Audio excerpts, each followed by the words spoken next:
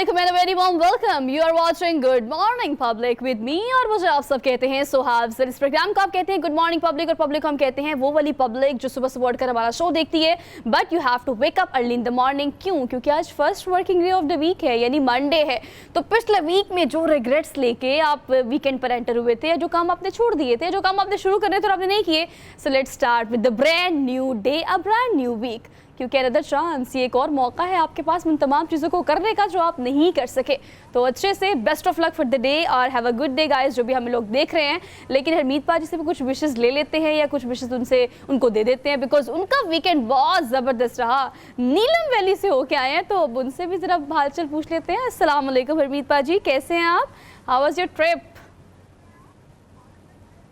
जी वालेकुम सलाम, सत श्री अकाल, गुड मॉर्निंग। सुबह बिल्कुल आपने दोस्त फरमाया कि वीकेंड कोई ना कोई प्रोग्राम बनता रहता है। बहुत हम कोशिश भी करते हैं कि टाइम निकाला जाए और टाइम अगर मिल जाए तो फिर ऐसे इलाकों में जाना लाजिम है जहाँ पे कम से कम बहुत सारी चीज़ों से आप साइड लाइन पे हों। तो वैसे तो ट्रिप बड़ा, मैं अगर कहूँ तो सड़कें मैंने देखी हैं वो इलाके। मैं फिर वही जैसे मैं आपको बता रहा था इससे कबल कि मेरे जो इलाके हैं वो मुझे ज़्यादा अट्रैक्ट इसलिए करते हैं, वो ज़्यादा खूबसूरत भी हैं और कहीं ना कहीं जो सड़कों की हालत है वो कदर बेहतर है। मैं इस तरफ, मेरी ख्वाहिश थी कि मैं कश्मीर की तरफ जाऊँ। मुज़फ़्फ़राबाद तक तो एरिया काफ़ी मज़े का है, आगे तक तकरीबन कैरन तक बड़ा खूबसूरत अगर सड़क है तो बड़ी मज़े की बनी है, लेकिन आगे तक जो सड़क है वो ना होने के बराबर है। वैसे मैंने 2 दिन गुजरे, वो अड़नकेल में गुजरे और सबसे खूबसूरत मुकाम वही है। अगर आपने जाना है तो नीलम वैली और ये दीगर इलाके जो हैं, मेरे ख्याल में इससे बेटर है कि आप सीधा शारदा में शरदा जो मंदिर के नाम से मशहूर था उस एरिया में आप जाके स्टे करें और वहाँ से जाके आप केल और केल से अड़नकेल में जाके स्टे करें। सो बहुत ही खूबसूरत मुकाम है। एक तो ये है कि आप बहुत सारी चीज़ों से दूर होते हैं, यानी मुझे नहीं मालूम कि 3 दिनों में पाकिस्तान में क्या हुआ। वहाँ ना इंटरनेट अगर है भी तो मोबाइल, फिर लाइट का ना होना और बहुत सारी ऐसी चीज़ें। और अगर आप वहाँ पे जाते हैं फिर भी आप मोबाइल में बिज़ी हैं तो फिर आप कुदरत और नेचर से काफ़ी दूर होते हैं। तो मैंने बड़ी कोशिश की कि मोबाइल तो वैसे काम भी नहीं था और ना इंटरनेट था ना दूसरी सर्विस थी, तो बेटर था एक साइड पर रख के पूरी वैली को बड़ा एंजॉय किया। बड़ी खूबसूरत थी वहाँ की, बिल्कुल मुनक़ते था। इस बात का अंदाज़ा हो गया था हमें कि आप दुनिया को भुला के एक ऐसी दुनिया में जहाँ पर सिर्फ चरिंद परिंद, पहाड़, दरख्त, खूबसूरत मंजर और क्या दिलकश नज़ारे और क्या कुदरत के करीब तरीन। और आपको पता है वी नीड दिस ब्रेक। आगे आ रही है जनाब ईद। अगर आप लोग प्लान कर रहे हैं थोड़े पैसों में या ज़्यादा पैसों में, लेकिन मुझे लगता है कि वो तमाम लोग जो काम करते हैं या वो ख़वातीन जो घर में काम करती हैं, इस दफ़ा ईद पर ज़रूर प्लान करें बिकॉज हरमीत पाजी ये जो नेचर ब्रेक होती है ना, ये आपको बहुत क्लोज कर देती है, बहुत रिफ्रेश कर देती है। अच्छा वैसे एक चीज मैं ऐड करना चाहूंगा। आपने दुरुस्त फरमाया कि वीकेंड या ईद, लेकिन ईद पे बड़ा एहतियात भी करना चाहिए। आपको पता है कि बहुत सारी जगहों में ट्रैफिक जैम हो जाता है, आजकल बारिशें भी बड़ी हैं और ईद में यही होता है कि बहुत सारे लोग घरों से निकल जाते हैं। और मुझे याद है गुज़श्ता साल हमारे कुछ साफ़ी दोस्त गए थे, फैमिली उनके साथ उनकी फैमिली भी थी।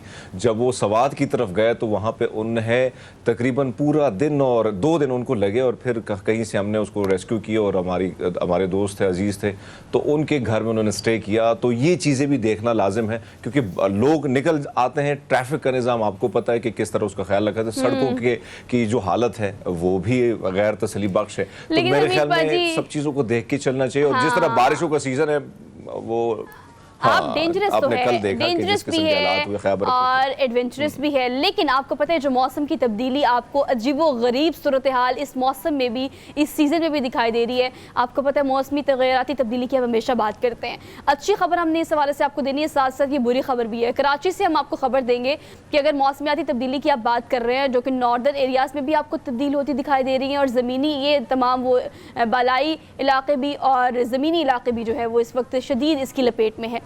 अगर हम कराची की बात करें, बापर ड्रॉय के बारे में आपने काफ़ी सुना होगा। पिछले 2-4 दिन से हमने काफ़ी इंडिकेट करने की आपको कोशिश की है थ्रू मेन स्ट्रीम मीडिया और थ्रू आपका जो सोशल मीडिया है। एक ऐसा तूफ़ान, समुद्री तूफ़ान जो कि कराची से 740 किलोमीटर सिर्फ दूर है।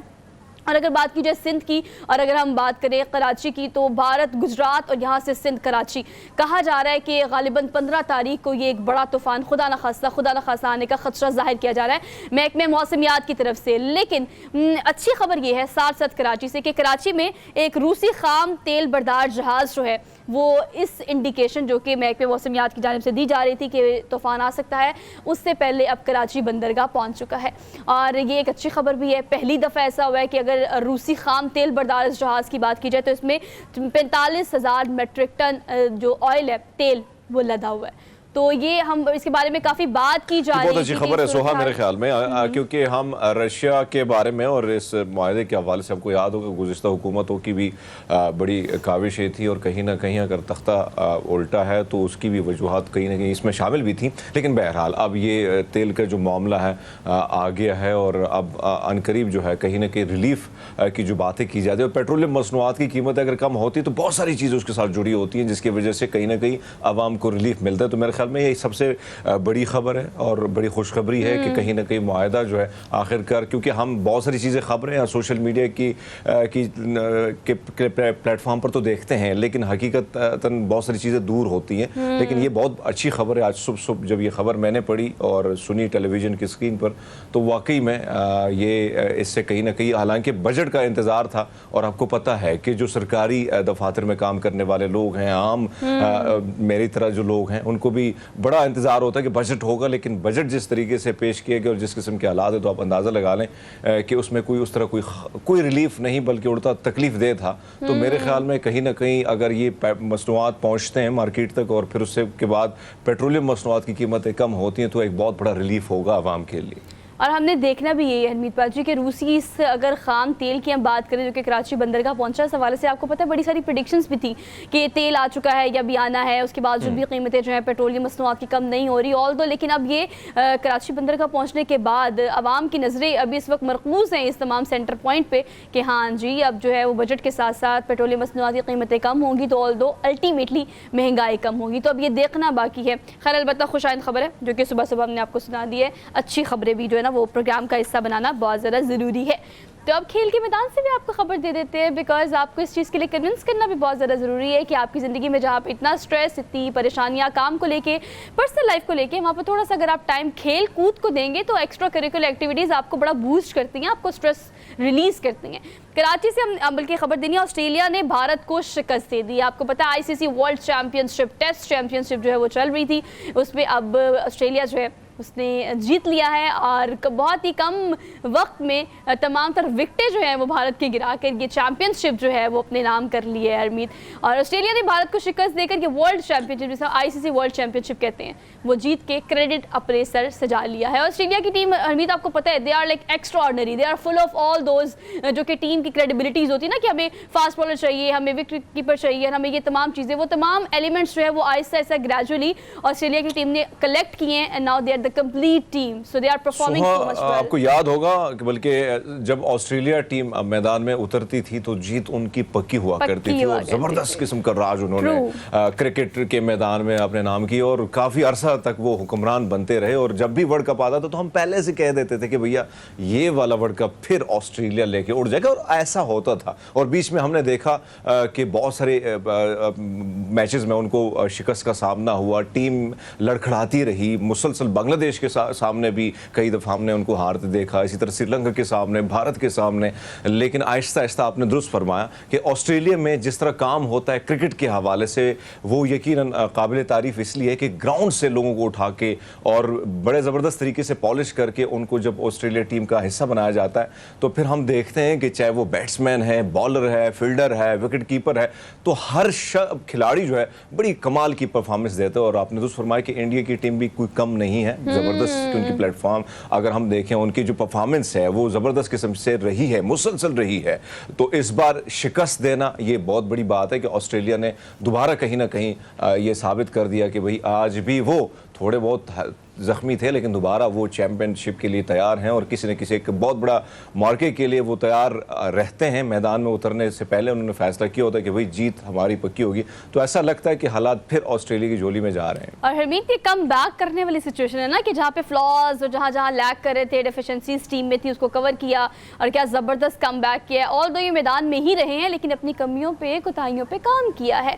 लेकिन आपको पता है कि अगर हम बात करें ओवरऑल इस तमाम सिनेरियो की तो बहुत सारे क्रेडिट्स अपने नाम किए ऑस्ट्रेलिया ने। लेकिन अब जो टेस्ट चैंपियनशिप है उसमें भी पहला नंबर पे हो गया इनका और ये पहले नंबर पे बराजमान है। अब देखिए सीट आगे पीछे कब होती है। ऑल दो इनके क्रेडिट्स में एक और क्रेडिट ऐड हो गया है, वो है वर्ल्ड टेस्ट चैंपियनशिप में पहली पोजीशन का। So ji congratulations from good morning public. आगे बढ़ते हैं, अगली खबर आपको खेल के मैदान से देनी है। हमने बात करनी है एशिया कप 2023 की, जिसके बारे में बहुत ज़्यादा कन्फ्लिक्ट था, खासतौर पे अगर इंडिया और पाकिस्तान की बात की जाए तो। लेकिन अब ये जो हाइब्रिड मॉडल मुतारिफ कराया गया है पाकिस्तान की तरफ से, वो काफ़ी ज़्यादा ममालिक ऐसे हैं, काफ़ी ज़्यादा टीम्स ऐसी हैं, क्रिकेट टीम्स जो कि अब इसकी फेवर में है। मतलब हाइब्रिड मॉडल आपको पता है कि कुछ मैचेस जो है वो पाकिस्तान में होंगे, कुछ श्रीलंका में होंगे, और पाकिस्तान का जो तारीखी स्टेडियम है जिसे हम कज़ाफ़ी स्टेडियम कहते हैं, 2 से 3 मैचेस यहाँ खेले जाएंगे और बकिया मैचेस जो है वो श्रीलंका में खेले जाएंगे। तो भारत की जाने से भी कुछ ऐसे जेस्चर्स आ रहे हैं जिसमें ये नज़र आ रहा है कि हाइब्रिड मॉडल जो है वो भारत की जाने से भी कबूल किया जा रहा है। और हरमीत, हमें इस वक्त ना इस चीज़ की बहुत ज़्यादा ज़रूरत है कि हम मेज़बानी करें इस तरह के इवेंट्स की, मतलब हमारे इमेज को बेहतर करने के लिए, हमारी इकोनॉमी को अगर हम देखें इसमें एक बड़े मसाइल थे, बड़े प्रॉब्लम्स थी, हिंदुस्तान को कायल करना, भारत को कायल करना और फिर वापस, क्योंकि एक तो इसमें कोई शक नहीं है कि पहले से कमिटमेंट हो चुकी थी कि पाकिस्तान में ही एशिया कप खेला जाएगा, और फिर अचानक कुछ ऐसी चीज़ें हमने खुद से तैयार की जिसका जवाब मिल गया हिंदुस्तानी मीडिया को, हिंदुस्तान की इंतज़ामिया को, और फिर भारत ने हिले बहाने शुरू कर दिए। तो इसमें कोई शक नहीं है कि कहीं ना कहीं कसूरवार हम भी थे इस सारा उनको ये महाज देने के लिए। लेकिन अब दोबारा ये बहुत बड़ी बात है कि दोबारा कहीं ना कहीं 2 मैच या 3 मैच अगर लाहौर में होते हैं और दोबारा रौनकें बहाल होती हैं, इंटरनेशनल जितनी भी क्रिकेट टीमें हैं वो पाकिस्तान की तरफ आती हैं। लेकिन इसमें नजम सेठी साहब का कमाल का, क्योंकि हमने उनको देखा है कि एक वक्त था जब 6 साल तक हमारे ग्राउंड बिल्कुल खाली थे, कोई आने को तैयार न था, श्रीलंका को उन्होंने कायल किया और फिर आपने देखा दोबारा ये रौनकें बहाल हुई। तो इसमें कोई शक नहीं कि नजम सेठी साहब की काविशें दोबारा रंग ले आई हैं और वाकई में। लेकिन अभी हम देख रहे थे गुज़िश्ता रोज़ जिस तरह के हालात थे पाकिस्तान क्रिकेट बोर्ड के अंदर, लोकल जिस तरह इलेक्शन थे और अभी तक नोटिफिकेशन तो जो हैं वो जारी नहीं किए गए, ना प्रेसिडेंट के, ना मुख्तलिफ जो ओहदों पर जिन्होंने इलेक्शन जीता है। तो ये भी मसाइल थे जो आज भी चल रहे हैं। लेकिन बहरहाल आप हमारी टीम जो खबर लेके और जो खबर आई है उड़ती हुई, ये खूबसूरत खबर है मेरे ख्याल में, और दोबारा हम देखेंगे तमाम तरह टीमों को हमारे लाहौर में। और वैसे लाहौर जो है वो स्टेडियम से भरा होता है। एग्जैक्टली, आप देखिए ना, इस्लामाबाद और पिंडी की तो बात करते हैं, लेकिन लाहौर में कोई इवेंट आ जाए सही, हम कोई जश्न नहीं मनाना शुरू कर देते हैं, मेला नहीं लगता, पूरा लाहौर को दुल्हन की तरह सजा देते हैं। सो वी आर एक्साइटेड कि हम ये इवेंट कराएं इंशाल्लाह पाकिस्तान में। तो ये जो हाइब्रिड मॉडल है इसको कबूल किया जा रहा है फ्रॉम ऑल ओवर द जो भी तमाम ममालिक की क्रिकेट टीम्स हैं। सो वी आर होपफुल कि ये मॉडल एक्सेप्ट करके पाकिस्तान में इसके मैचेस होंगे और हम इसको होस्ट करेंगे इंशाल्लाह। ऑल्दो बहुत सारी और चीज़ें भी हैं जो कि प्रोग्राम में आपसे डिस्कस करनी है, लेकिन एक क्विक ब्रेक लेनी है। ब्रेक के बाद डेली डोज प्रोग्राम का हिस्सा बनाएंगे, लेकिन उसके लिए you have to be with us. Welcome back after the break. So basically we are in the second break of the programme. लेकिन आपको पता है सेकेंड ब्रेक में हमारी कोशिश होती है कि जल्दी से क्विकली आपको पूरी दुनिया का राउंड करा दें, कहाँ पर क्या हो रहा है, किस मौसम ने किसको कितना तब्दील कर दिया और किसने क्या रिकॉर्ड बना लिया है। So let's talk about our daily dose of the good morning public for Monday. तो आज का डेली डोज पहले आपको देंगे, बहुत गर्मी है बॉस, क्योंकि कहीं पे जहाँ जून जुलाई में आपको इतना ठंडा मौसम बाजुकत मिल जाता है, बिकॉज इस वीकेंड पे सैटरडे को बहुत अच्छा मौसम था लाहौर में, और जहाँ हरमीत पाजी गए थे नीलम तो वहाँ तो वैसे ही मौसम बहुत अच्छा था। लेकिन आपको पता है बहुत सारे ऐसे इलाके भी हैं जहाँ पर बहुत शदीद गर्मी पड़ रही है, और इतनी गर्मी पड़ी है कि उन लोगों को आदत भी नहीं है। हाँ, आपको मैं एक तकरीब का अहवाल सुनाती हूँ। आपको पता है कि शाह चार्ल्स जो हैं उनकी है बर्थडे। सो उनकी हैप्पी बर्थडे मनाने के लिए आपको पता है वहाँ के जो फौजी उन्हें कह सकते हैं, या वो जो वहाँ के सिपाही होते हैं उनकी गवर्नमेंट के, उनका एक खास कॉस्ट्यूम होता है, इतनी बड़ी सी कैप होती है सर पे, और उसके बाद फिर एक मोटे ताज़े उन्होंने कपड़े पहने होते हैं, डबल ट्रिपल उन्होंने कोटिंग की होती है। सो वहाँ पर अब बहुत ज़्यादा पड़ रही है गर्मी। अब आपको पता है एक दिन पहले रिहर्सल होती है। एक वीडियो हमारे सामने आई जिसमें वहाँ के सिपाही जो हैं वो बेसिकली रिहर्सल कर रहे थे, और इतनी शदीद गर्मी में 2-3 कोट पहन के और इतनी हैवी यूनिफॉर्म पहन के रिहर्सल करते वक्त वो निढाल नहीं हो गए। They fainted over there. Like इतनी गर्मी की आदत नहीं है ना हरमीत पाजी उनको, कि वहाँ ना एसी हैं और ना इतने ज़्यादा पंखों का इस्तेमाल होता है। बिकॉज आपको होता है अगर लंदन साइड की हम बात करें तो उन एरियाज़ में तो ख़ास तौर पे आपको गर्मी मतलब डाइजेस्ट नहीं करते, क्योंकि गर्मी वहाँ इतनी पड़ती नहीं है। सोहा, बात आपकी बिल्कुल दुरुस्त है। अगर हम देखें आप जिस तरह चीज़ें बदल रही हैं, यानी आप लाहौर की कल आप जो सूरत हाल आप बता रही थी कि हमने नीलम वैली का मौसम उधर एंजॉय किया, इसी तरह इस्लामाबाद और दीगर इलाकों में भी वही ठंडक है और ठंडी हवाएं चल रही हैं। हालांकि जून का महीना है, जून का महीना गुज़िश्ता साल आपको याद है कि किस किस्म की शदीद गर्मी थी। लेकिन अब हम ये सारी चीज़ें, इसी तरह अगर आप इंग्लैंड या मुख्तलिफ ममालिक की बात करें तो वो लोग आदी नहीं होते और बहुत ज़्यादा हाँ उनको सर्दी का सामना होता है। लेकिन अचानक इस किस्म की गर्मी आ जाना और फिर आपने रिहर्सल करनी है और आप आदी भी नहीं है तो बेहोश होना, क्योंकि हम देखते हैं कि बहुत सारे लोग जब वहाँ से आते हैं और जब यहाँ पे गर्मी का सीज़न होता है तो वाकई में उनके लिए बड़ा मुश्किल होता है। हमने उमूमन वहाँ पे सर्दी देखी और अचानक गर्मी का आना, ये वाज़े हो रहा है कि मौसमियाती तब्दीलियाँ सिर्फ पाकिस्तान में नहीं कि बल्कि दीगर ममालिक में भी काफ़ी तेज़ से हो रही हैं। और अरमीत, आपको पता है हमारे बहुत सारे मतलब जानने वाले आपके भी दोस्त अहबाब रिश्तेदार वहाँ होंगे। मेरी जिनसे बात होती है उनका कहना ये कि ओ माय गॉड, हम तो नहीं बर्दाश्त कर सकते, क्योंकि वहाँ का 32 भी पाकिस्तान के 42 के बराबर है। तो बहुत गर्मी पड़ रही है बॉस वहाँ पे, और अजीबोगरीब एक क्लाइमेट चेंज है जिसने पूरी दुनिया को, मौसम को बहुत ही तब्दील कर दिया है, बहुत ही ज़्यादा अनएक्सपेक्टेड, अनप्रडिक्टेबल। खैर आगे बढ़ते हैं, अगली खबर आपको देते हैं। बहुत इंटरेस्टिंग खबर है और ये खबर बहुत, आप इसे हॉरर भी कह सकते हैं, इमेजिनरी भी कह सकते हैं। मैं आपको बताती हूँ, ऐसा आपने या तो सिर्फ मूवीज़ में देखा होगा या फिक्शन में। आप ख़ास तौर पे ज़ेरे ज़मीन दुनिया का सबसे गहरा होटल, आप इमेजिन करें कि 1375 फीट गहराई में जाकर ये आता है हरमीत। और आपको पता है कि यहाँ पे अगर आप इस होटल की बात करें तो मैं तो ये सोच रही हूँ कि एक ऐसा इलाका जहाँ पर, जो पहाड़ी इलाका है और वो पहाड़ी के नीचे खोद के ये ज़ेरे ज़मीन होटल बनाया है। तो हरमीत, जाने में सिर्फ 1 घंटा लगता है पता है इस होटल तक। जिस सुरंग को इन्होंने बनाया है उस सुरंग से आप शुरू होते हैं और शुरू होने के बाद 1 घंटा आपको ज़ेरे ज़मीन सफ़र करना पड़ता है, और उस 1 घंटे के बाद आप एक आईनी दरवाज़ा आपके सामने आता है और उसको खोलते हैं तो जी देखें आगे 4 से 5 हर्ट्स बनी हुई हैं और वो हर्ट्स बिल्कुल ज़मीन के नीचे हैं। तो मैं ये सोच रही हूँ आप वहाँ चले जाएं और मतलब ज़ेरे ज़मीन हो आप, वो खुदा ना खास्ता, मुझे तो मतलब ये हॉरर लग रहा है कि कुछ हो जाए तो आपके पास वे आउट नहीं है कोई निकलने का बाहर। कहाँ 1375 फीट की गहराई के बाद आप बाहर आएंगे। लेकिन देखिए एडवेंचरस है, उसका किराया मैं आपको बता देती हूँ अगर आप सोच रहे हैं, ये है 350 से 550 पाउंड अगर आप जाने का सोच रहे हैं तो भी महंगा भी बहुत है। लेकिन हरमीत, जो एडवेंचरस लोग हैं वो करते हैं इस तरह का एडवेंचर। महंगा भी बहुत है लेकिन एक्सपीरियंस बहुत मज़े का है। हम देख रहे हैं कि जैसे जैसे चीज़ें बदल रही है और फिर हम देखते हैं कि पहले समंदर में, अब हवाई जहाज़ में भी इस किस्म की चीज़ें आ रही हैं कि आप अगर वहाँ पे मुख्तलिफ होटल्स बने हैं, पार्टियाँ, स्विमिंग पूल, तमाम तरह चीज़ें आपको वहाँ पे भी आपको मिल रही है। ऐसे में ये ज़ेरे ज़मीन होटल का आना यानी वो एक अलग एक्सपीरियंस है। वैसे तो हम ये एक्सपीरियंस मुख्तलिफ चीज़ वैसे पहले से किए जा चुके हैं, लोगों ने भी किए, हमने भी किए, लेकिन ये वाला एक्सपीरियंस वाकई में बड़ा डिफरेंट भी है। आप ज़ेरे ज़मीन जाना और फिर आप वाकई में जो बात आपने की कि अचानक कुछ हो जाए तो फिर आपको रास्ता भी नहीं मिलेगा बाहर जाने का। लेकिन बहरहाल बहुत सारी चीज़ों को का ख्याल रखा जाता है जब इस किस्म के प्रोजेक्ट शुरू किए जाते हैं। लेकिन मेरे ख्याल में एक नया एक्सपीरियंस है और जिस तरह इसकी जो तस्वीर हमारे सामने आ रही हैं तो बड़े खूबसूरत तरीके से इसको बनाया गया। और फिर आप जाते हैं गार पूरा, उसके ज़रिए आप एंटर होते हैं और अंदर जाके पूरा सफ़र आपको करना पड़ता है। यकीनन हम तो आदी हैं इन पहाड़ियों में और पहाड़ों में जो गार है उसमें जाने के, लेकिन वाकई में बड़ा खौफनाक मंजर होता है जब आप एंटर होते हैं बड़े बड़े गारों में, आप अंदर जाते हैं। लेकिन हरमीत भाई, पहाड़ों की बात तो और ये दुनिया इन्होंने बड़े खूबसूरत बनाई है। मैं तो ये सोच रही हूँ कि जितने खूबसूरत मनाजिर हम अपनी स्क्रीन पे दिखा रहे हैं ना लोगों को, मतलब ये वाकई अंदर से इतना खूबसूरत बना हुआ है। और आप पहाड़ों की बात करें, ठीक है ऊंचाई पे जाना, नॉर्दर्न एरियाज पे जाना हम इंजॉय करते हैं, लेकिन आप सोचे ज़रा 1375 फीट की गहराई में ज़ेरे ज़मीन आप हो,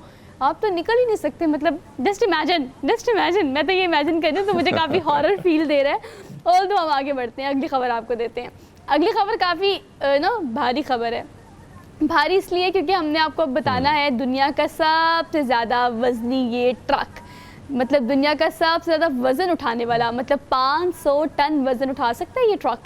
और इसकी सलाहियत जो है वो अब इस कंपनी को ये क्रेडिट जाता है कि पहले माजी में अगर हम बात करें तो इस कंपनी ने और इससे दीगर मुंसलिक जो दीगर कंपनीज़ हैं जो कि मैन्युफैक्चरिंग कंपनीज़ हैं, उन्होंने बहुत सारे मॉडल्स इस तरह के बनाए हैं। बट ऑल दो इस कंपनी की अगर हम बात करें तो पिछले 10 साल से ये रिकॉर्ड ये होल्ड किए हुए हैं कि एक वक्त में 500 टन वज़न जो है ये बआसानी उठा सकते हैं। और अब तक ये रिकॉर्ड इनके पास है कि दुनिया का सबसे बड़ा ट्रक इनके पास है। अब ये बड़ा किस लिए है? क्योंकि इसकी लंबाई है 8.2 मीटर और इसकी चौड़ाई है 9.7 मीटर। तो अब देखिए ना उसके आगे बंदा भी खड़ा कितना छोटा लग रहा है। तो ये देखिए ना दुनिया यहाँ से काम अच्छा, वैसे सोहा अगर हम देखें ट्रक्स का बहुत बड़ा किरदार होता है अगर हम एक्सपोर्ट और इंपोर्ट की बात करें। वैसे एशिया में एक वक्त था कि पाकिस्तानी ट्रक की बहुत ज़्यादा तारीफ़ की जाती थी और हिंदुस्तान में भी इस मॉडल के हवाले से काफ़ी हमने बहुत ज़्यादा पढ़ा भी है और देखा भी है। लेकिन अमेरिका या कनाडा में हमारे जितने भी पाकिस्तानी या हिंदुस्तानी जाते हैं ज़्यादातर वो कोशिश करते हैं, क्योंकि बहुत पैसा भी है इस जॉब में और आपको सफ़र भी करना होता है कनाडा से अमेरिका, अमेरिका से कनाडा, और वहाँ पर जिस किस्म किस्म के ट्रक पाए जाते हैं, यकीनन काफ़ी हैवी वेट उठाते हैं, लेकिन ये वाला ट्रक और फिर यकीन मानेंगे इतना ज़्यादा हैवी चीज़ उठाना, हैवी वज़न उठाना, मेरे ख्याल में इससे और कोई बड़ी बात नहीं हो सकती। लेकिन हम देख रहे हैं कि ट्रक का जो रुझान है वो इन इलाकों में अमेरिका और कनाडा में बहुत ज़्यादा है। और एक तो फिर सैलरी की बात की जाए तो वहाँ पे सबसे ज़्यादा जो पैसे हैं, यानी अगर आप ज़्यादा पैसे कमाना चाहते हैं तो मेरे ख्याल में आप वहाँ पे ट्रक ड्राइवर बन जाए तो बहुत ज़्यादा पैसा आप महीने में कमा सकते हैं, साल में कमा सकते हैं। लेकिन बहरहाल ये अच्छी खबर थी और नई नई चीज़ें मुतारिफ हो रही हैं जो बल्कि हैरानकुन भी है और अच्छी भी है। हमें जिद्दत लेके आना अपनी चीज़ों में, मशीनरी में बहुत ज़्यादा ज़रूरी हो गया। वो इसलिए बिकॉज हमें पता है कि अगर टेक्नोलॉजी के वक्त के साथ नहीं चलेंगे तो ऑल दो पाकिस्तान में ट्रक आर्ट या ट्रक्स जो है उनका एक कल्चर है, बाकायदा ड्राइवर्स का एक कल्चर है जिसको हम काफ़ी मुख्तलिफ अंदाज में देखते हैं। लेकिन जिद्दत लेके आना और टेक्नोलॉजी के साथ चलना भी वक्त की अहम ज़रूरत है, जो कि हमें सोचना चाहिए। खैर आगे बढ़ते हैं। अगली खबर बड़ी कीमती खबर है, बड़ी महंगी खबर है जो हम आपको दे रहे हैं, मतलब बहुत बड़ी भी आप इसे कह सकते हैं। विक्टोरिया की हमें बात करें, कभी भारी कभी खौफनाक और कभी महंगी खबर आप लेके आती हैं। सब खबरें हमने आपको देनी है। अच्छा, ये रबड़ की बनी हुई दो हेकल, मतलब आप बहुत ह्यूज जिसे कह सकते हैं, ये बत्तखें आप देख रहे हैं। हरमीत, नॉर्मली बत्तखों को अमन का और खुशी की अलामत समझा जाता है। कुछ साल पहले ये एक बत्तख थी जिसको इंट्रोड्यूस कराया गया, इसको लोग देखने आए, अब इसकी तादाद जो है वो 2 हो गई है। कैरी कीजिएगा। बिल्कुल आपने दुरुस्त फरमाया। वैसे बतख के हवाले से और फिर ज़्यादातर बच्चों को अगर आपने ट्रैक करना है तो छोटी छोटी और फिर खासकर गाड़ियों में भी आपको छोटी बतख जो है वो प्लास्टिक या सॉफ्ट सी बनी होती है। लेकिन बहरहाल आप ये देखें ना कि हमने ये देखा है कि बहुत सारे ममालिक में कोशिश की जाती है कि इस किस्म के मॉडल सामने लाए जाते हैं जो बड़े अट्रैक्टिव भी होते हैं, लोगों को अट्रैक्ट भी करते हैं और कहीं ना कहीं आके जो मुख्तलिफ ममालिक के लोग आते हैं तस्वीर उसके साथ खींचते हैं। अब यहाँ पे भी देखें कि जितने भी विजिटर हैं, लोग हैं, वो ज़्यादा इस नज़ारे को महसूस, और फिर समंदर में बीच में इस मॉडल को रखा गया और जिस तरीके से वो लोग आसपास हमें नज़र आ रहे हैं, तो मेरे ख्याल में आपने दुरुस्त फरमाया कि अमन की एक निशानी भी है। और वैसे भी ये बड़ा पुरअमन रहने वाला, अगर आप इसको कहते हैं परिंदों में इसको शामिल किया जाता है तो ये बड़ा पुरअमन रहने वाला होता है। और वैसे भी अगर हमने घरों में भी इसको पाला होता है कि इसका साइज इतना बड़ा कि सामने वाली बिल्डिंग जो है उसकी जितनी लग रही है। तो ये भी आपको वीडियोस में फिर भी वो जस्टिस नहीं कर रही, वीडियो में फिर भी आपको छोटी नजर आ रही। इर्द गिर्द जो चलने वाली शिप्स हैं पानी में वो भी आपको इसके आगे छोटी लग रही हैं। तो बेसिकली ये 2007 में इसको मुतारिफ कराया था और एक थी, लेकिन अब इसको 2 जो है वो बनाकर इस जगह पर रखा गया और लोग बड़ी तादाद में इसको देखने आ रहे हैं। देखने वालों को ये कहना है कि कोविड, माशी सूरत हाल, सियासी सूरत हाल तमाम तर ममालिक की बहुत ज़्यादा अच्छी नहीं है। तो उस तरह के हालात में इस तरह की एक्टिविटीज़ जो है वो आपको ज़रा थोड़ा सा काम करती हैं, आप ज़रा खुश हो जाते हैं। तो इस तरह की एक्टिविटीज़ आपका माइंड डाइवर्ट करती है, तो ये होनी चाहिए, जिसमें लोग काफ़ी इंटरेस्ट ले रहे हैं और काफ़ी इंजॉय कर रहे हैं। So we are done with our daily dose for today. Quick सी ब्रेक लेंगे, वापस आएंगे और वापस आने के बाद पॉलिटिकल सेगमेंट को डिटेल में करेंगे। So don't miss it out, keep watching. Good morning public. Welcome back after the break. तो देखा हमने ये कि जो बजट पेश किया गया उसके बाद सूरत हाल हमें मज़ीद बेहतर होती दिखाई दे रही है यानी, लेकिन इस बजट का काफ़ी ज़्यादा इंतज़ार था और तो इसके बाद ही चीज़ें क्लियर होनी थी। ख़ासतौर पर अगर हम जिस टारगेट की बात करें जिसे हम IMF कहते हैं, नवी अगर हम बात करें उस सारी तकसीम में, तो जो शराइत IMF की जानिब से रखी गई थी उसमें एक शर्त ये भी थी कि आपने जो अपना बजट है वो हमें दिखाना है और जो फैक्ट एंड फिगर्स आपने हमसे शेयर किए वही आपके बजट में भी होने चाहिए। वज़ीर ख़ज़ाना इसहाक़ डार इस हवाले से कहते हैं कि तमाम तर शराइत IMF की मानने के बाद भी अब पता नहीं क्यों ताख़ीर हो रही है। एहसन इकबाल साहब भी आते हैं और यही कहते हैं कि पता नहीं, हमें नहीं पता कि अभी तमाम तो शराइत मानने के बावजूद भी IMF क्यों नहीं मान रहा, क्या वजूहात है। लेकिन वज़ीर आज़म पाकिस्तान इस हवाले से ये कहते हैं कि अगर ऐसा कुछ हुआ कि IMF ने किस देने से इनकार कर दिया तो हम आवाम को एतमाद मिलेंगे। किस एतमाद मिलेंगे, क्या करेंगे, सूरत हाल किस तरह से बेहतर होगी। खैर इस बजट पर हम थोड़ी सा रिव्यू ले लेते हैं। हामिद खान अल मशरिकी हमारे साथ मौजूद हैं, उन्हें आज के प्रोग्राम में खुशामदीद कहते हैं। अस्सलाम वालेकुम सर। Thank you, Soha.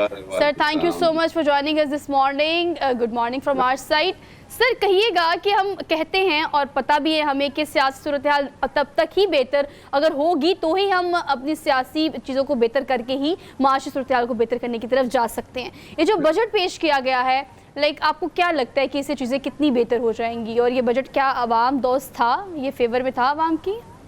देखिए सोहा, बात ये है कि ये बजट जो है ये मैं अभी तक जितना इसको देखा है उसके अंदर मुझे ज्यादा तो फिगर्स का खेल नजर आया है।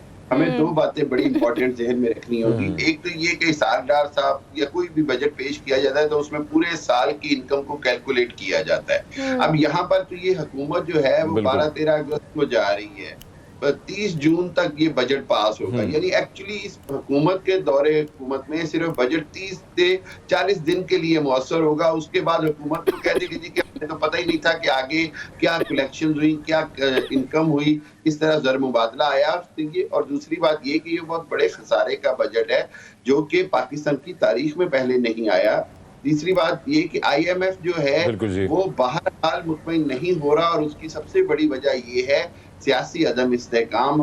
IMF ये समझता है कि उसको नहीं अंदाजा कि भाई आने वाली हुकूमत किसकी होगी, क्या वो सख्त फैसले कर पाएंगे, क्या वो फैसले जो हुकूमत ने वादे किए हैं क्या उन पर अमल होगा। लेकिन दूसरी जानिब मैं ये कहूंगा कि IMF की जानिब इंतहाई गलती है। इस तरह हामिद खान साहब, हमने देखा कि जो नून लीग के या इत्तेहादी लोग हैं हुक्मरान जमात में जितनी भी जमात हैं कि सबको कह सकते हैं, इस वक्त उनके मुख्तलिफ बयानात हमारे सामने आ रहे थे और बड़े फ़ख्र से कहा जा रहा था कि हम IMF के पास नहीं जा रहे और आज पाकिस्तान को हम बचा के दम लेंगे। और वही सिचुएशन है कि फिर हमने मुख्तलिफ बयानात देखे और अचानक बयानात बदले।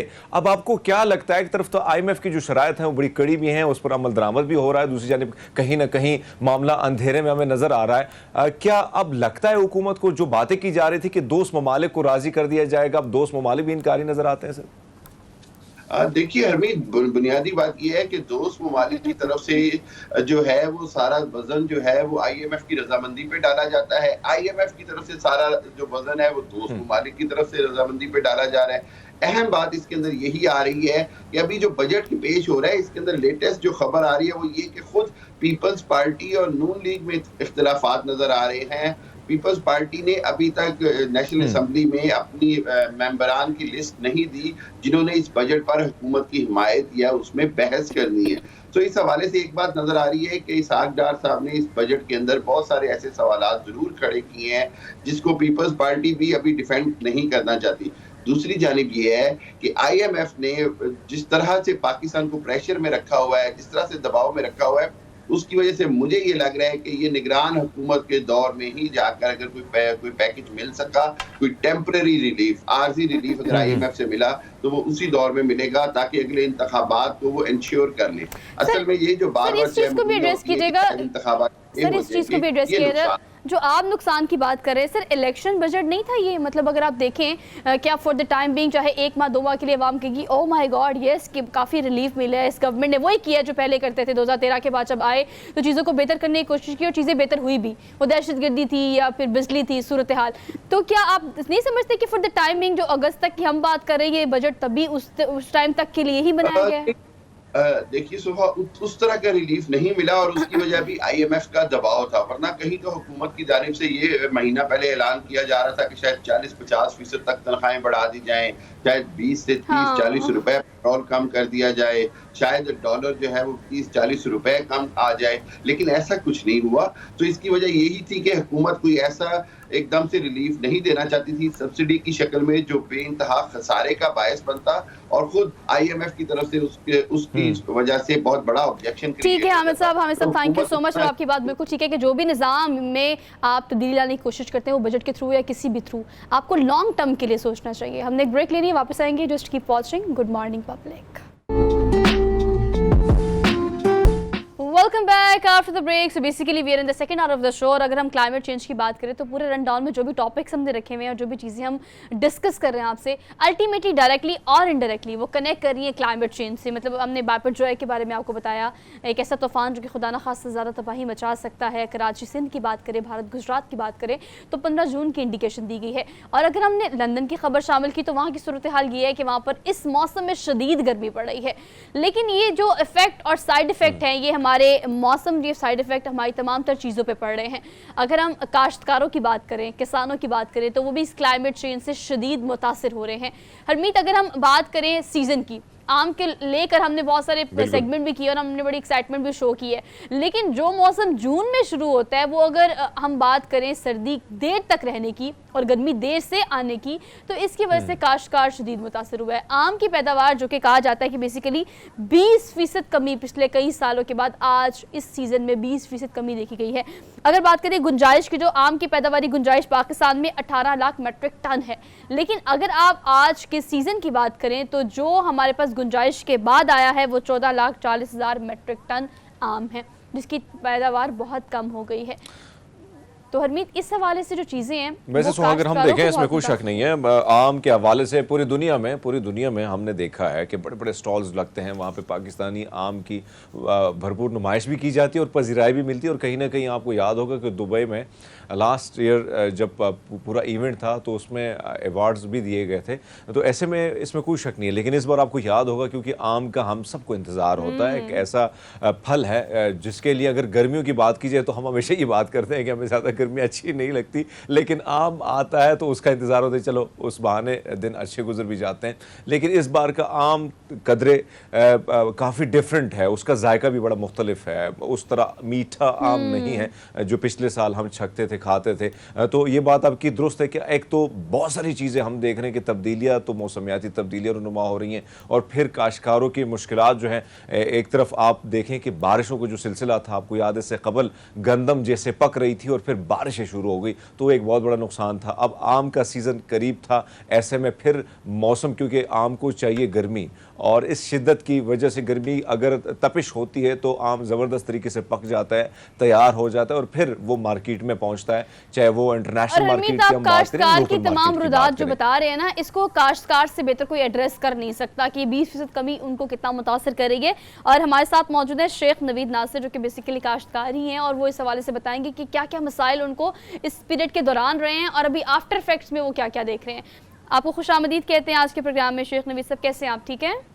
अल्लाह की रहमत है, आपकी दुआएं हैं। Sir, thank you so much for joining us this morning. Sir, कहिएगा कि हमने काफ़ी एक्साइटमेंट तो खैर इस हवाले से शो की कि फाइनली बहुत देर में ही, लेकिन सर्दियां देर से गई हैं, गर्मियां देर से आई हैं। हम तो इस चीज़ को देख रहे हैं कि मौसम चले अच्छा है, वी आर एक्साइटेड एंड हम सेटिस्फाई हैं कि गर्मी इतनी नहीं पड़ रही, लेकिन जो काश्तकार है वो कितना मुतासर हो रहा है, उसकी फसल कितनी मुतासर हो रही है, और ये जो 20% कमी की हम बात कर रहे हैं आम की पैदावार में, इससे कितना नुकसान उठाना पड़ रहा है आप लोगों को? बिस्मिल्लाहिर्रहमानिर्रहीम। सबसे पहले तो मैं पब्लिक न्यूज का शुक्रगुजार हूँ कि उन्होंने मुझे अपने प्रोग्राम में मदऊ किया।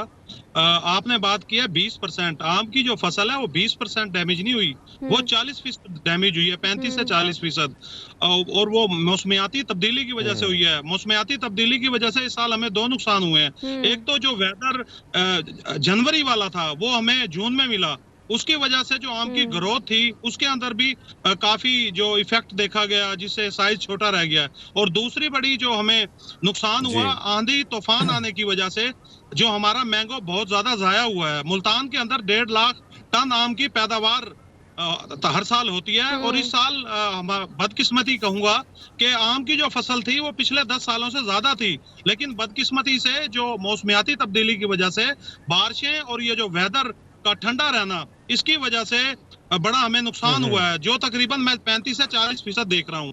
अगर हम शेख साहब आपसे जाना चाहेंगे, शेख साहब आपसे जाना चाहेंगे, हम देखें पाकिस्तान में वैसे बहुत सारे अक़साम हैं, 300 के करीब आम के अक़साम हैं, लेकिन इस बार आपसे जानना चाहेंगे कि बहुत सारी ऐसी अक़साम भी पाई जाती है जो एक्सपोर्ट की बाहर हम बेचते हैं, एक्सपोर्ट करते हैं, बहुत सारा पैसा जो है वो भी पाकिस्तान जनरेट कर रहा है, लेकिन इस वक्त कौन सा आम जो है और कौन से अक़साम के आम हैं जिनको ज़्यादा नुकसान हुआ है, और उस नुकसान से जो है काश्तकार भी ज़्यादा परेशान है?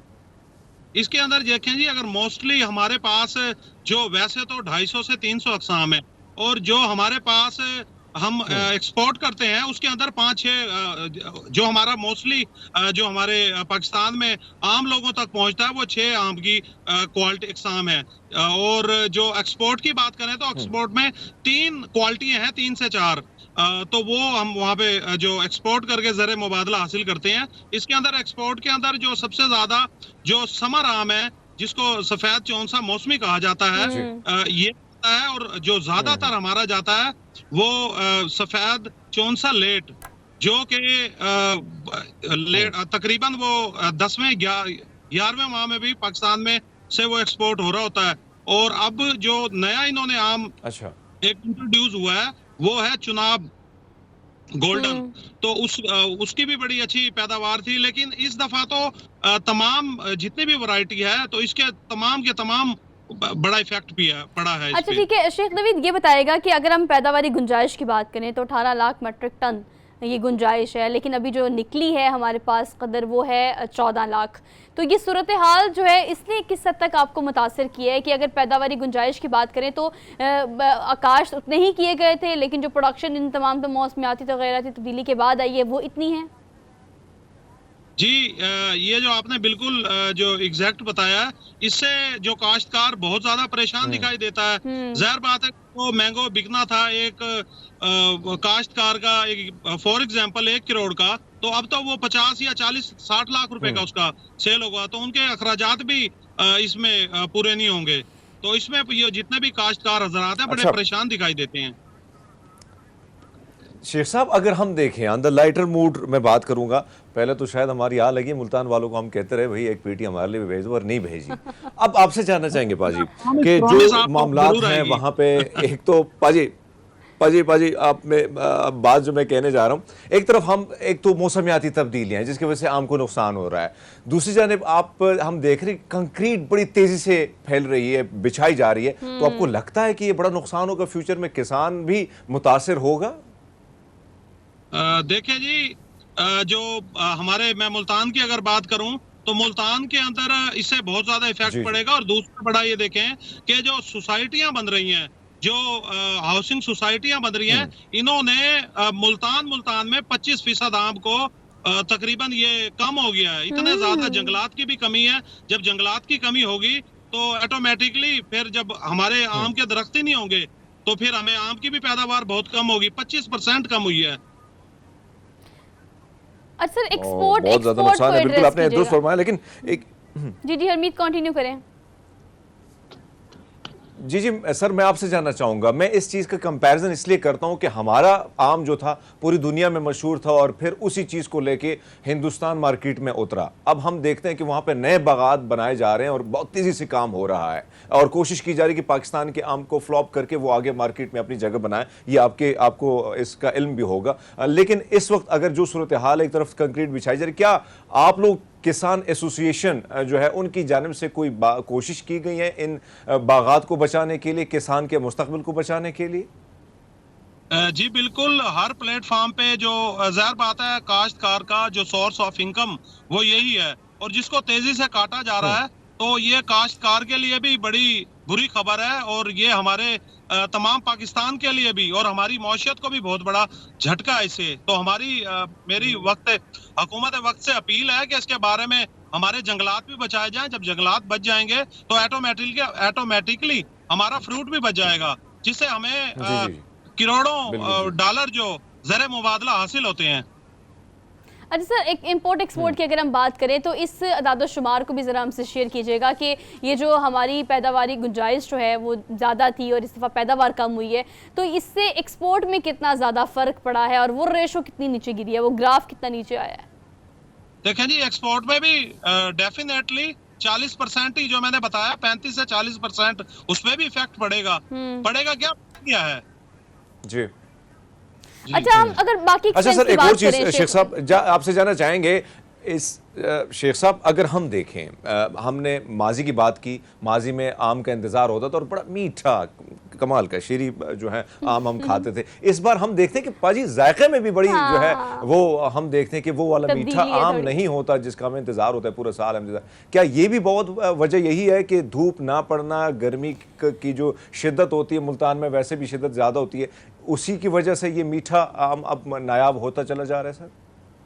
जी बिल्कुल, ये जब ज्यादा टेम्परेचर 48-50 पे जाता है तो उस टाइम पे जो आम की जो रस भरा और बड़ा जायका और बड़ा मीठा होता है। लेकिन जो सिंध के अंदर अब हमें देखने को मिला, अब अभी पंजाब से शुरू हुआ है और इंशाल्लाह पंजाब में जो दूसरे हमारे अजला हैं उनसे ज्यादा अभी भी ज्यादा आम मीठा होगा, तो लेकिन पहले जैसा नहीं होगा। अच्छा ठीक है, ये भी बताएगा शेख नवीद कि अगर हम बाकी आप लोगों का ख्याल रखिएगा। बस हरमीत को आपने भिजवा देने आम। हरमीत का जो गिला है ना मुल्तानियों से, वो जो है ना उसी की वजह से ये इतनी चीजें। मैं इंशाल्लाह आप पूरी टीम के लिए आएगा इंशाल्लाह। चलिए जी, बहुत शुक्रिया। लेकिन अलग अपार्ट फ्रॉम दिस अगर हम बात करें बाकी एक्सपेंस की, बिकॉज देखिए ना, अगर एक पैकेजिंग है, उसकी ट्रांसपोर्टेशन है, आप बाकी चीज़ें भी जो मसाइल और वसाइल इस्तेमाल करते हैं पूरा एक प्रोडक्ट तैयार करके एक्सपोर्ट करने में, ये जो बाकी चीज़ें हैं ये कितनी आपको इस वक्त मुतासर कर रही हैं? अगर आप बढ़ती महंगाई की बात करें, माश सूरत हाल की बात करें, तो पैकेजिंग से लेकर ट्रांसपोर्टेशन तक ये तमाम चीज़ें जो एक्सपेंडिचर्स, ये कितना इम्पोर्ट एक्सपोर्ट और प्राइस को बढ़ा रही हैं मार्केट में? इस वक्त तो आम पिछली कई सालों की निस्बत डबल ट्रिपल रेट्स पर मिल रहा है। बिल्कुल, अर्ज ये है कि एक तो ना, मैं अक्सर ये बात पहले भी करता हूँ कि हमारे मुल्क में ना कोई यहाँ पे कोई मिस मैनेजमेंट बहुत ज्यादा है, चेक एंड बैलेंस नहीं है, जिसकी वजह से अगर पेट्रोल 5 रुपए लीटर बढ़ता है तो फौरन से किराया बढ़ा दिया जाता है। अगर पहले तो ऐसा होता नहीं है, अगर कभी मौजाना तौर पर अगर पेट्रोल सस्ता होता है तो फिर ये लोग 10 रुपए क्या 20 रुपए भी सस्ता हो जाए तो ये जितने भी माफिया है ट्रांसपोर्ट और ये लोग कभी भी रेट अपना डाउन नहीं करते, ये उसी पे स्टक रहते हैं। और दूसरी बात मैं बताऊं कि जो हमारी मार्केट आजकल हमने काश्तकारों ने इसको बड़ा बात को हम अक्सर करते भी हैं और कहते भी हैं कि जो ये आम की जो पेटी लकड़ी की जो होती है, इसको खत्म होना चाहिए। इससे हमें दो फायदे होंगे। नंबर एक फायदा ये है कि लकड़ी की जब पेटी के लिए हमें लकड़ी की जरूरत पड़ेगी, जब लकड़ी की जरूरत पड़ेगी तो हमें दरख्त काटना पड़ेगा। पहले हमारे पास जंगलात की कमी है तो उससे दरख्त जो हमारे जंगलात में कमी आएगी। अगर हम बात करें यहाँ पे जो गत्ते की अगर पेटी हो तो उससे हमें बहुत फायदा होगा। उससे एक तो जिसको तोहफा देते हैं उसको बड़ी खुशी भी होती है और दूसरा वो बड़ा खूबसूरत लगते हैं, उससे हमारे जंगलात भी बचते हैं और जिसको हम गिफ्ट करते हैं तो उसको भी बड़ी डबल खुशी होती है, एक आम की और दूसरी उस कार्टन की खूबसूरती की।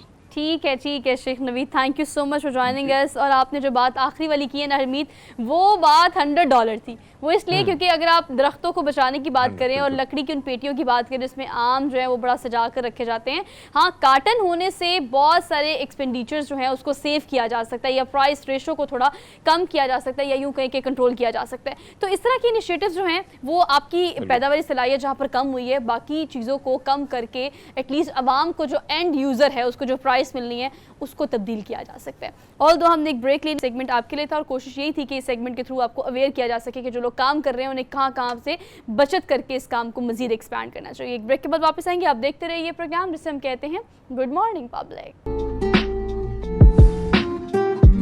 Welcome back after the break. Child labour की अगर स्पेसिफिकली हम बात करें तो इसके बारे में यूनाइटेड नेशन समेत दुनिया के बहुत सारे इंसानी हकूक़ के ऐसे इदारे हैं जो कि इसके लिए काम कर रहे हैं।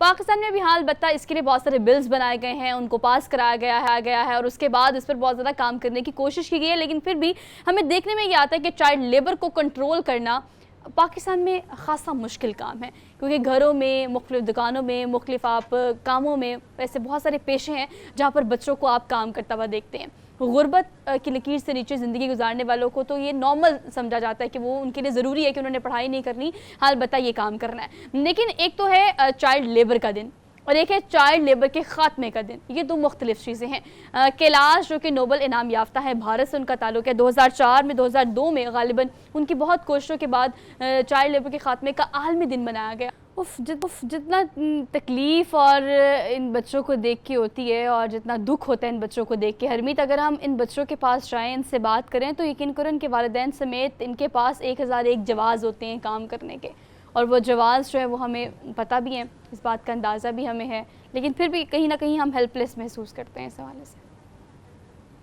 सोहा, आप जब भी ट्रैफिक लाइट से गुजरती हैं या मैं गुजरता हूँ और बहुत सारे ऐसे बच्चों को हम देखते हैं, इसमें कोई शक नहीं है कि वालिदैन के पास जब हम जाते हैं जवाज़ बहुत सारे पेश किए जाते हैं, लेकिन इसमें भी कोई शक नहीं है कि यही वालिदैन ज़िम्मेदार होते हैं। जिस तरह आबादी बढ़ रही, तेज़ी से बढ़ रही है, और ख़ासकर माज़त के साथ ये बात मैं करना चाहूँगा, जितने भी लोअर तबके के जो लोग हैं उनमें फिर ये ज़्यादा है। जहाँ जहाँ पे आपको वहाँ वो नज़र आएंगे झोंपड़ियों में या किसी गली कूचों में आपको नज़र आएंगे, तो फिर वहाँ उनके बच्चों की तादाद अगर आप पूछें तो 8, 9, 10 और इसी तरह फिर मुख्तलिफ खासकर देही इलाकों में जब हम जाते हैं और देखते हैं, पूछते हैं कि भाई इतना क्यों कुछ कंट्रोल नहीं हो रहा, तो हम वहाँ पे ये देखते हैं कि हर घर में 7 और 8 बच्चे, और फिर बात यही की जाती है कि अल्लाह की देन है और रिज़्क़ वही देता है, इसमें कोई शक नहीं। रिज़्क़ का वादा रब ने किया और सबको रिज़्क़ देता है, लेकिन रब ने रिज़्क़ का वादा किया है ना कि जिस तरह हमारी कोशिश होती है कि बच्चों की एक अच्छी परवरिश की जाए, उसको एक अच्छा खाना, एक अच्छी जगह खिलाया जाए।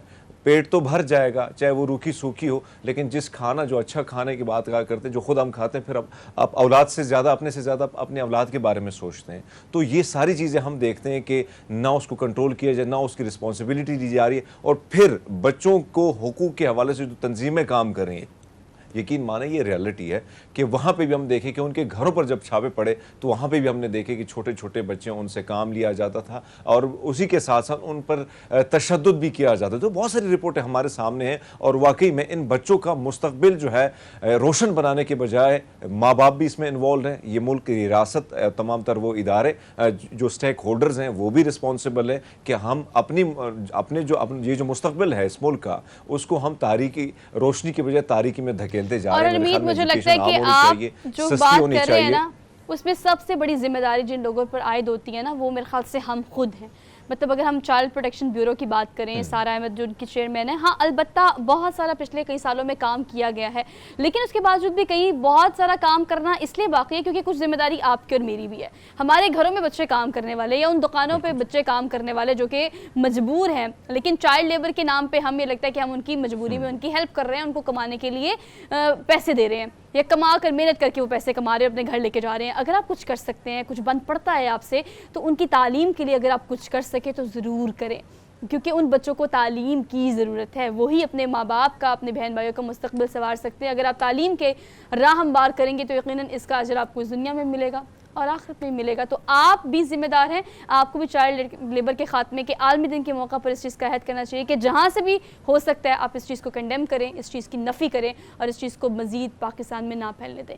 इसी नोट के साथ आपसे इजाज़त लेंगे, इंशाल्लाह आपसे कल मुलाकात नए टॉपिक, नए इश्यूज़ के साथ। आपने अपना बहुत सारा ख्याल रखना है और अपने इर्द गिर्द अपने से मुंसलिक लोगों को या जिसे भी आपकी मदद की ज़रूरत है उसकी मदद ज़रूर करें, उसका भी ख्याल रखें। अल्लाह हाफ़िज़।